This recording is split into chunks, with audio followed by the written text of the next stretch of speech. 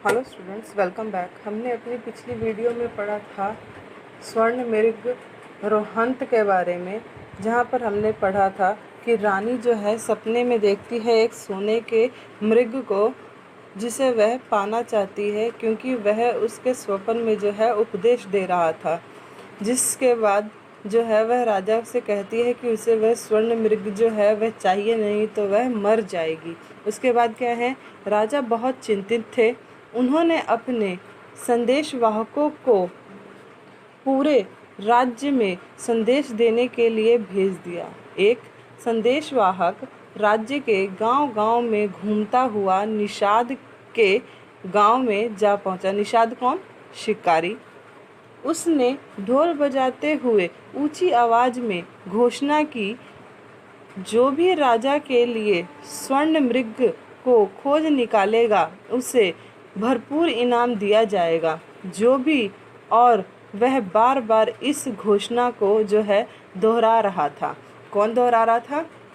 संदेशवाहक, कि जो भी जो है सोने के मृग को पकड़कर लाएगा उसे जो है भरपूर इनाम दिया जाएगा। निषाद का पुत्र भाग्यशाली था कि उसने यह घोषणा सुन ली और उसे अपने पिता की बात भी याद आ गई। उसने मन ही मन पिता से क्षमा मांगी कि उसने उन पर अविश्वास किया। वह बिना कुछ भी जो है समय खोए तुरंत राजा के पास जा पहुंचा। साधारणतः राजा से मिलने का समय लेने में कितना ही समय बीत जाता था, पर वह तो विशिष्ट व्यक्ति था। क्यों विशिष्ट था? क्योंकि उसने जो है वह राजा से मिलने गया था और स्वर्ग में जो मृग था उसके बारे में बताने गया था। राजमहल के रक्षक पूरे मान सम्मान के साथ उसे तुरंत राजा के पास ले गए, जैसे कि वह कोई विद्वान या सम्मानित अतिथि हो। राजा रानी स्वर्ण मृग के बारे में जानने के लिए बहुत उत्सुक थे। शिकारी ने बताया, मैं जानता हूँ कि वह मृग कहाँ है। मैं उसे आपके लिए ले आऊँगा। मैं उसे जीवित न भी पकड़ सका तो उसकी खाल या रोम जो है उसे अवश्य लेकर आऊँगा। यह सुन राजा के मन का बोझ जो है वह हल्का हो गया। क्यों हल्का हुआ? क्योंकि वो राजा जो है रानी की हर जो उसकी ख्वाहिश थी उसको पूरा करता था। पर रानी बोल उठी, मैं उसे जीवित ही चाहती हूँ, क्योंकि मुझे उसका उपदेश जो है वह सुनना है कि उसने क्या उपदेश दिया था मेरे स्वप्न में। निषाद पुत्र ने कहा, रानी जी, मैं जो कुछ कर सकता हूँ अवश्य करूँगा। राजा ने उसे पुरस्कार देने का विश्वास दिलाया। शिकारी की अनुपस्थिति में उसके परिवार के भरण पोषण का भी आश्वासन दिया। किसने? राजा ने। निषाद के पुत्र ने अपने पिता के वचनों का स्मरण किया, उसे याद किया। उसका भाग्य अवश्य ही बदलने वाला है। वह अपने घर गया। एक मजबूत जाल लेकर वह शिवालय की यात्रा पर निकल पड़ा। उसे ज्ञात था कि किसी पशु को पकड़ने का सबसे अच्छा स्थान प्रायः नदी का किनारा या झील होता है। वे वहीं पानी पीने आते हैं। उसने झील के किनारे जाल बिछा दिया और स्वयं एक पेड़ की ओट में खड़ा होकर स्वर्ग मृग जो था उसकी प्रतीक्षा करने लगा। ऐसा ही हुआ। रोहंत अपने भोजन के पश्चात पानी पीने के लिए झील पर आया। उसकी पिछली लंबी टांगे जाल में फंस गई। उसने अपने आप को छुड़ाने का बहुत प्रयत्न किया, परंतु असफल रहा। कौन? रोहंत, जो स्वर्ण मृग था। जब वह बहुत देर तक ना लौटा तो उसके भाई बहन उसे खोजने निकले। रोहंत ने दूर से ही उन्हें आते हुए देख लिया। उसने उन्हें सावधान करते हुए कहा, दूर रहो, यहाँ जाल बिछा है। शायद कोई मुझे पकड़ना चाहता है। तुम दोनों दूर ही रहो। रोहंत के भाई बहन तो थे ही, और भी अनेक मृग अपने प्रिय सरदार को बचाने के लिए जो थे वहां पहुंच गए। तदपि रोहंत ने सबको सावधान कर दिया पर कोई भी उसे उस खतरे में अकेला छोड़कर नहीं जाना चाहता था। वे सभी जाल में अपने पांव फंसाए वहीं खड़े रहे। वे रोहंत को किसी आक्रमण से बचाने के लिए उसके आसपास घेरा बनाकर वह खड़े हो गए। वे रोहंत के लिए मरने को भी तैयार थे। क्यों मरने को तैयार थे? क्योंकि रोहंत उन सबका सरदार था। निषाद का बेटा पेड़ की ओट में यह सब देख रहा था।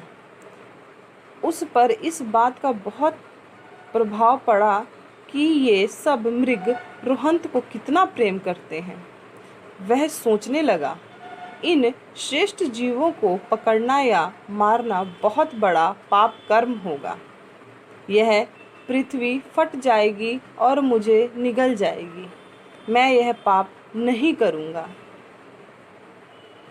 स्टूडेंट, अगर आपको याद होगा तो हमने पिछली वीडियो में जब पढ़ा था तो वहाँ पर भी निषाद जो शिकारी था वह भी जंगल में हिमालय पे शिकार के लिए ही गया था, लेकिन उसने भी जो स्वर्ण मृग को देखा और उसके जो सभी भाई बहनों को देखा तो उसने भी यही सोचा था कि यह सब पकड़ने वाले नहीं है। अगर इनको पकड़ा जाएगा तो क्या है, पाप लगेगा।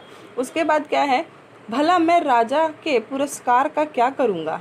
नहीं नहीं, मुझे इन जीवों की हत्या कर पुरस्कार नहीं चाहिए। चलो जल्दी जल्दी इन जीवों को जाल से निकाल देता हूँ।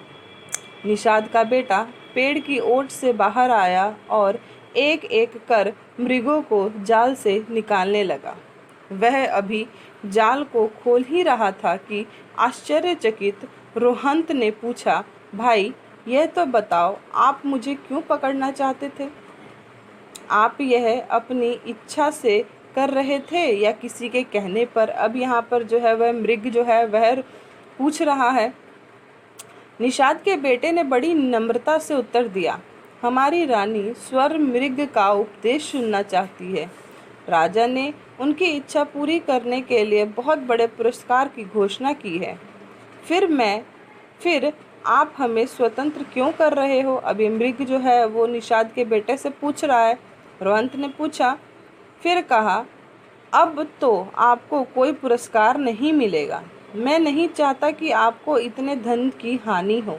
आप मुझे राजा के पास ले चलो, मैं रानी को उपदेश अवश्य दूंगा। रोहंत की अपने प्रति चिंता और सहानुभूति देखकर शिकारी था वह विस्मित रह गया, सोच में पड़ गया। उसे इन मृगों को पकड़ने और दुख देने की बात सोचकर बड़ा कष्ट हुआ। उसने रोहंत से कहा, हमारे राजा बड़े क्रूर हैं, वे आपको नुकसान पहुंचा सकते हैं। नहीं, मैं आपको राजा के पास नहीं लेके जाऊंगा। ये किसने कहा? शिकारी के बेटे ने। आप अपने माता पिता और कुल के पास चले जाएं। बोधिस्थ रोहंत शिकारी के प्राणों के लिए चिंतित था। पुरस्कार तो उसके हाथ से निकल ही चुका था, क्योंकि किसी भी हालत में वह उसे राजा को सौंपने के लिए तैयार न था। स्वर्ण मृग रोहंत ने शिकारी से कहा कि वह उसकी पीठ पर हाथ फेरे। शिकारी ने अपनी हथेली से रोहंत की पीठ सहलाई। बहुत सी स्वर्ण समूर उसकी हथेली पर चिपक गए। वह आश्चर्य से मुंह खोले था। उसे समझ नहीं आया कि क्या करे। तभी रोहंत ने कहा, अब आप राजा के पास जाएं। राजा आपकी हथेली पर लगी स्वर्ण समूर उन्हें दिखाएं और बताएं कि आप मुझसे मिले थे। फिर सोने की चौकी पर बैठे उन्हें उपदेश दें। रानी खेमा संतुष्ट हो जाएंगी। राजा ने कहा कि अपने कर्तव्य का पालन निष्ठा से करे, सत्य और न्याय से राजकाज चलाए या सत्य और न्याय पर वह दृढ़ रहे। उन्हें ऐसी कहानियाँ सुनाना जो उन्हें सभी जीवों पर करुणा करना सिखाए। यहाँ पर रोहंत जो स्वर्ण मृग है उसने कहा कि तुम शिकारी के बेटे को कि तुम जाओ और मेरी जगह पर तुम उपदेश दो कि वह किसी भी जीव जंतु को जो है वह नुकसान ना पहुंचाए, उन पर अपनी जो है करुणा बरसाएं। शिकारी ने बोधिस्थ रोहंत के परामर्श के अनुसार कार्य किया। उसने अपना जाल उठाया और सीधा राजमहल चल दिया। उसे तुरंत राजा के सम्मुख ले जाया गया। शिकारी के साथ कोई मृग न देख वह क्रोध से बोला, स्वर्ण मृग कहाँ है?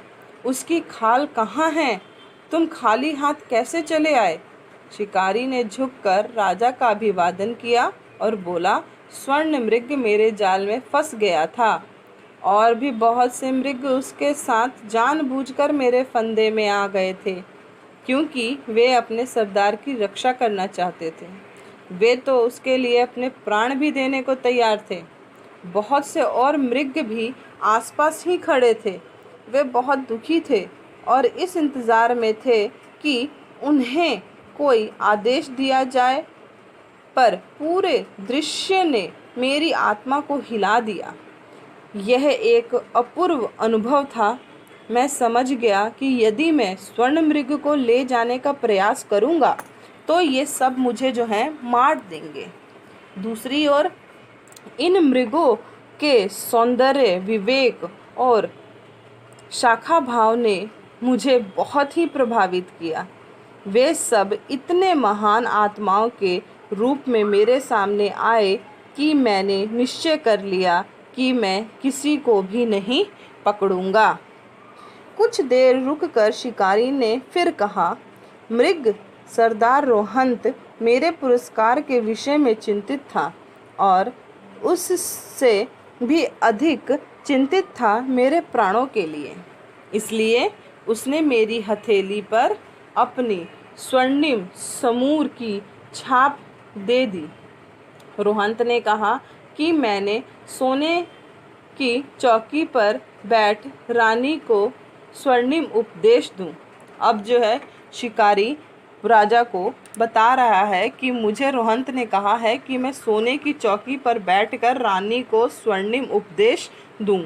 राजसभा के सभी सभासद आश्चर्यचकित शिकारी की हथेली पर चिपकी समूर को देख रहे थे और सब सोने की चौकी पर बैठ उसने बोलना आरंभ किया तो ठीक वैसे ही बोला जैसा अपने स्वप्न में रानी ने बोधिस्थ रोहंत को बोलते हुए सुना था।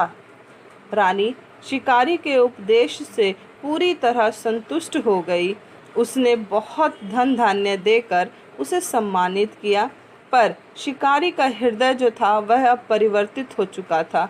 वह हाथ जोड़कर विनती के स्वर में राजा से बोला, अब मुझे संसार की इस धन दौलत से कोई मोह नहीं है।